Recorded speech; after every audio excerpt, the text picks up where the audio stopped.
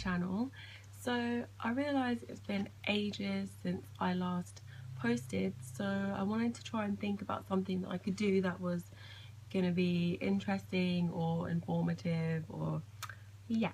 So this video today is about how I self-publish my books.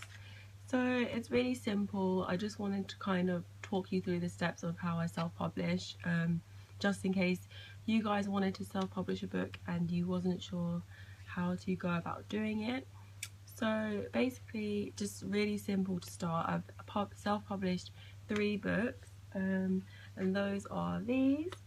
So the first one that I done was this one, which is called Utopia, and it's basically just a really simple kind of portfolio book that just has a couple of my pieces in it.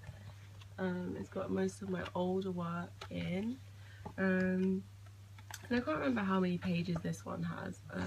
I think it's around maybe, I don't know, let's see, maybe like 30 pages. So that was my first one that I done, and the second one is this one, which is called Daydreams, and this again is just kind of like a portfolio book, which just has some pieces in, you can see, and these 2 pages are my favourite. These 2 pages, there we go.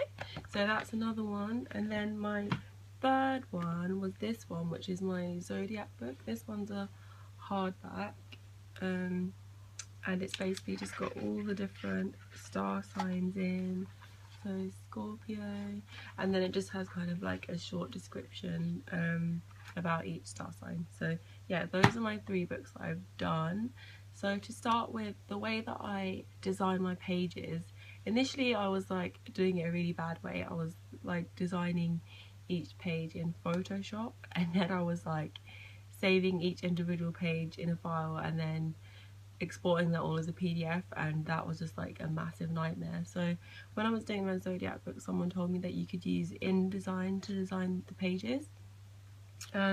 You do have to pay for INDESIGN, but I was really bad and I just used a free trial of it to do my book, but it's really good. Like, I really recommend it if you're going to be doing books, because the way that it's designed is that it shows the pages and then you literally just drag and drop each illustration or wherever it is that you're doing. So it's really simple and easy to use.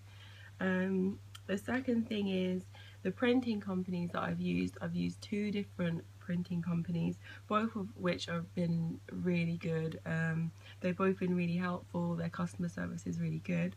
So the first printing company, which was the more expensive company, was called XYZ. So that's spelled EXWHYZED. So that's XYZ. I'll link everything down below. And XYZ is really good. Like, they're really helpful. If you have any trouble, they don't mind giving you a hand, like sorting the files out. So I didn't use them for my Zodiac book because I was literally struggling so much initially to sort all my pages out, and for XYZ you had to have like specific sizing and stuff, and I just couldn't for the life of me figure it out at all. So yeah, so XYZ is really good. And then the second company that I use is MIXAM, and that's spelled MIXAM, and MIXAM is so good. It's like, surprisingly, it's actually so much cheaper than XYZ. So I spent a lot less on my Zodiac books than I would have. And MIXAM is really easy because all you do is, once you've exported your PDF from InDesign, you literally just upload the whole PDF file, and instantly it goes onto their, like, they have this thing on their website where it basically organizes all the pages for you, and once you've got all your pages on, it then sends it to like someone in the office or their printing place, and they will check over it and make sure that everything's okay. And if it's not okay, they're more than happy to just go over it and like fix anything, which is really good, because mine needed a lot of fixing. So mine needed so much work, but they were so helpful and they just helped me sort it all out.